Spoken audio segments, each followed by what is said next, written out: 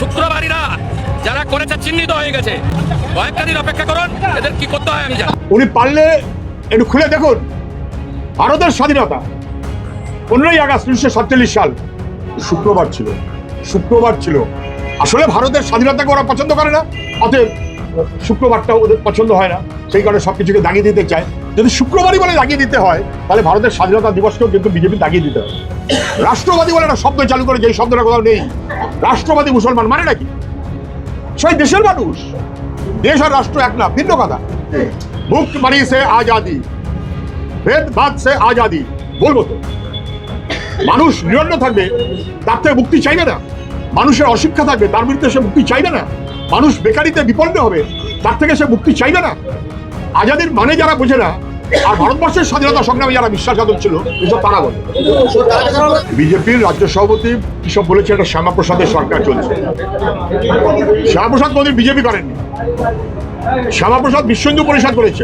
কোনো মানে হয় না। এটা বাংলার মানুষের সরকার। বাংলার মানুষ যেভাবেই হোক না কেন যাদের দায়িত্ব দিয়েছেন, তারা বাংলার সরকার। আমি চাই না চাই তারাই বাংলার সরকার এই মুহূর্তে। তারা যেন বাংলার সরকারের মতন করে চলেন, মানুষের সরকারের মতো করে চলেন। কোনো একটা অংশের সরকার যেন না হয়, এবং কোনো একটা অংশকে চোখ লাগাবো আর গুন্ডা লাগিয়ে দেবো, এই অসাংবিধানিক মনোভাবে যেন না চলে। ঝান্ডা পোড়ানো হয়েছে, পা দিয়ে মারিয়ে দেওয়া হয়েছে। যারা কোনো ঝান্ডাকে অসম্মান করে, তারা যেন বোঝে যে এটা কোনো সভ্যতার অংশ নয়। লাল ঝান্ডাকে ওরা ভয় পাচ্ছে, তাই পুড়িয়ে দিতে চায়, তাই পাড়িয়ে দিতে চায়, তাই ধ্বংস করতে চায়। আরে হিটলার চেষ্টা করেছে, মুসলিনি চেষ্টা করেছে, তারা লাল ঝান্ডাকে দবাতে পারেনি। মমতা শুভেন্দু মিলিয়ে একসাথে যখন তৃণমূল, তখন বলেছিল লাল ঝান্ডা পশ্চিমবাংলা কোথাও যেন না থাকে। পেরেছে? এটা সম্ভব না। ফ্যাসিস্ট শক্তিকে আমরা দেখেছি, কিন্তু ফ্যাসিস্ট শক্তিকে মানুষ যে ভরসা করতে রাজি না, পাল্টা রুখে দাঁড়ায়। হিটলার মুসলিনির জীবনে দেখলে পারলে ওরা বুঝুক। মানুষের হয়ে লড়াই করলে যারা মানুষের শত্রু, তাদের রাগ হবে। ফলে মানুষের লড়াইয়ের প্রতীক লাল ঝান্ডাকে তারা পুড়িয়ে দিতে চাইবে, কিন্তু ইতিহাস এদের কখনো ক্ষমা করবে না। ফ্যাসিস্ট তারা কখনো শেষ বিচারে মানুষের ভরসা জোগাড় করতে পারে না, কারণ তার বিরুদ্ধেই মানুষ রুখে দাঁড়ায় সময়ের অপেক্ষা। যে কারোর বিরুদ্ধে নাকি গুন্ডা দমন আইনের কিসব ধারা দেওয়া হবে বলে মুখ্যমন্ত্রী মাঝে মধ্যে হুঙ্কার দিচ্ছেন। যারা সত্যি সত্যিই গুন্ডামি করেছে আগে এবং এখন, তাদের বিরুদ্ধে কোনো ব্যবস্থা নেবেন? আমি জানি না, আমি গুন্ডা দমন আইনের কথা বলছি না।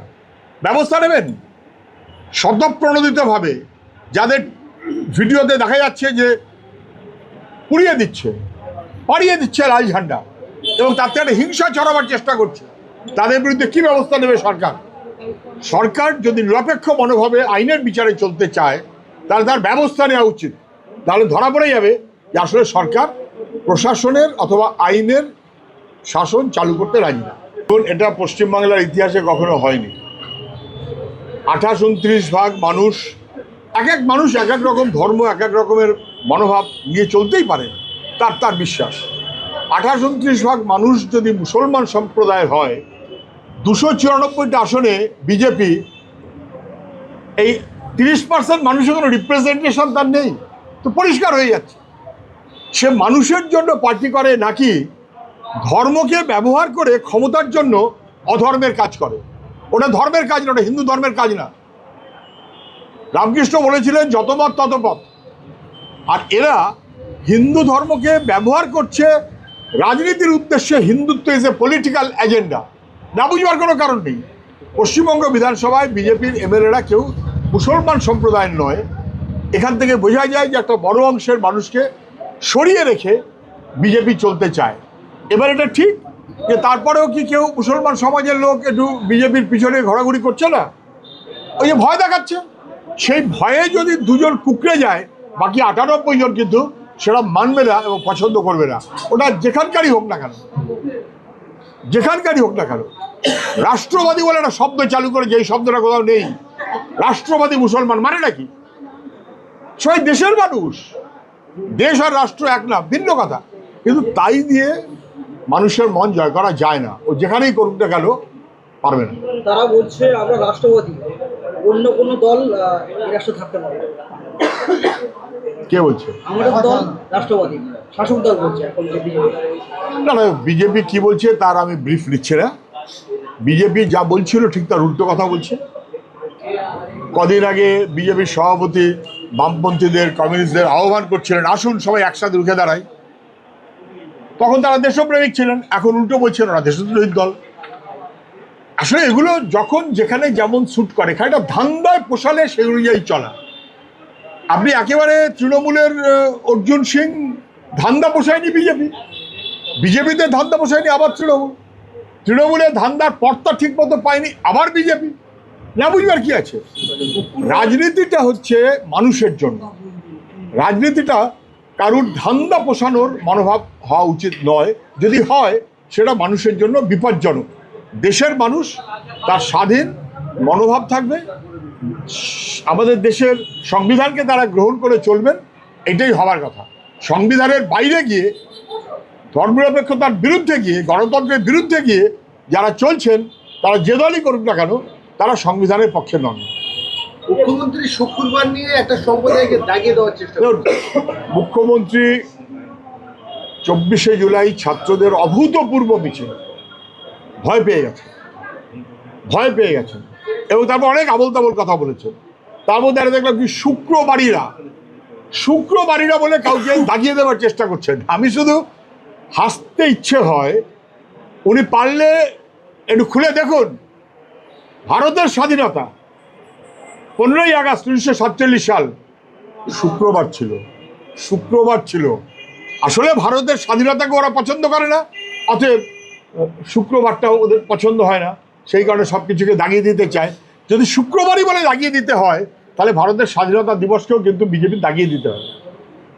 24 তারিখের গন্ডগোলে ভাঙড়ের একজন ধরা পড়েছে, তার নাম বলছি না, তিনি বলছেন আমি সিপিএম, তার বাবা বলছেন যে আমি আমার ছেলে সিপিএম পার্টিতে।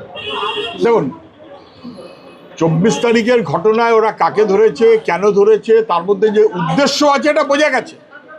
শুক্রবারই বলে দাগিয়ে দেওয়া হয়েছে এবং একটা সম্প্রদায়ের মানুষই মুখ্যত তাতে বোঝা যাচ্ছে, না বোঝা কোনো কারণ নেই। কিন্তু আমি সেদিনও যেটা বলেছি, 15-20 জন মানুষ থাকলে তার মধ্যে একজন সিপিএম পরিবার থাকবে না, এটা হয় নাকি? যত মানুষ তার মধ্যে অনেক সিপিএম এর সমর্থক পরিবার আছে, কিন্তু উনি ঠিকভাবে কি করেছেন এটা ধরা পড়ে যাবে। বরঞ্চ পরিষ্কার হোক যে মানুষের মধ্যে সিপিআইএম আছে, যে কোনো জাতের মধ্যে, যে কোনো ধর্মের মধ্যে, যে কোনো বর্ণের মধ্যে, এটা তো আমাদের স্ট্রেংথ। কিন্তু কেউ যদি ছাত্র আন্দোলনের বাইরে গিয়ে বেঠিক কাজ করে, ছাত্ররা বলেছে যে সেটা তাদের মনোভাব ছিল না, তাদের কাজ নয়, বরং তারা বারে বারে যে কোনো রকমের হামলার নিন্দা করেছে, একবার না একাধিকবার, এমনকি লিখিত বিবৃতি দিয়ে ছাত্র নেতারা হাসপাতালে পর্যন্ত গেছে তাদের সঙ্গে দেখা দেওয়ার জন্য। ছাত্র নেতারা বলছে আবার আন্দোলনের লাভ যদি ছাত্রদের উপরে এফআইআর হয় সারা দেশে। দেখুন, এই যে দিল্লিতে সরকারের সঙ্গে যে আন্দোলনের নেতাদের আলোচনা হলো, যার পরিপ্রেক্ষিতে ওরা আন্দোলনটাকে আপাতত প্রত্যাহার করলো, তাতে ধর্মেন্দ্র প্রধানকে পদত্যাগ করতে হয়েছে। সর্বশক্তিমান ধর্মেন্দ্র প্রধান, ওটা কার পরাজয়? ধর্মেন্দ্র প্রধানের না প্রধানমন্ত্রীর? প্রধানমন্ত্রীকে এতদিন রক্ষা করেছে, ফলে প্রধানমন্ত্রী আর রক্ষা করতে পারলেন না। পরাজয়টা যেমন ধর্মেন্দ্র প্রধানের, তেমন পরাজয়টা প্রধানমন্ত্রীর। আমি বলবো জয়টা ছাত্র আন্দোলনের, কার পরাজয়টা বড় কথা না। তাতে এই দাবি রয়েছে ভারতবর্ষের বিভিন্ন জায়গাতে এই আন্দোলনের অংশ হিসেবে যে এফআইআর করা হচ্ছে, যে মামলা করা হচ্ছে, সেই মামলা প্রত্যাহার করতে হবে। স্বাভাবিক কারণে এখানেও প্রত্যাহার করতে হবে, না প্রত্যাহার করলে আন্দোলন আবারও চলবে, বাড়বে। আন্দোলন তো চলবেই। ছাত্ররা প্রতিবাদ করবে না, কোনোদিন হয় নাকি? ছাত্ররা যথার্থ কথা বলবে না, কখনো হয়? ছাত্ররা রাস্তায় থাকবে, লেখাপড়াতেও থাকবে। ছাত্ররা আন্দোলন করবে, কিন্তু সেখানে আজাদি স্লোগান উঠবে কেন? মুখ্যমন্ত্রী আজাদি মানে কি? আমি স্লোগান দিচ্ছি, মুখ মারি সে আজাদি, ভেদ বাদ সে আজাদি, বলবো তো। মানুষ নিরন্ন থাকবে, তার থেকে মুক্তি চাইবে না। মানুষের অশিক্ষা থাকবে, তার বিরুদ্ধে সে মুক্তি চাইবে না। মানুষ বেকারিতে বিপন্ন হবে, তার থেকে সে মুক্তি চাইবে না। আজাদির মানে যারা বোঝে না, আর ভারতবর্ষের স্বাধীনতা সংগ্রামে যারা বিশ্বাসঘাতক ছিল, এসব তারা বলে। সভাপতি বলছে তো যে এটা বাবরদের সরকার চলছে না, এটা শ্যামাপ্রসাদের সরকার চলছে। দেখুন, বিজেপির রাজ্য সভাপতি কি সব বলেছে, এটা শ্যামাপ্রসাদের সরকার চলছে। শ্যামাপ্রসাদ কোনোদিন বিজেপি করেননি। শ্যামাপ্রসাদ বিশ্ব হিন্দু পরিষদ করেছে, জনসংঘ করেছে, তার আগে কংগ্রেস করেছে, তার আগে ফজলুল হক মন্ত্রিসভায় মন্ত্রী ছিলেন। শ্যামা হক মন্ত্রিসভা সবাই জানেন কিনা আমি জানি না, উনি কংগ্রেসের থেকে জিতেছেন।